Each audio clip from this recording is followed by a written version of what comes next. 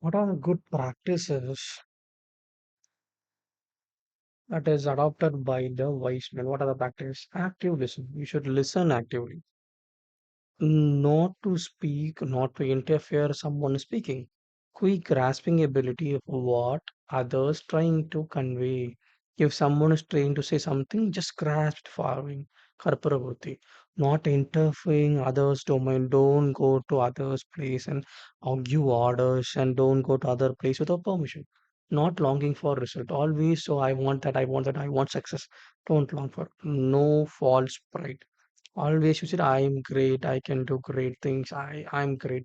Don't think of this. If you have this five important things in your mind, you can be a wise man. What is it? Active listen, always listen, don't speak. If someone trying to say something, grasp it quickly. Don't interfere, don't go and do others' work. Don't long for results. Do your work and it God to take care of it. False pride. Don't say I can do that, nothing. Leave it. If there comes, you do. Don't show off.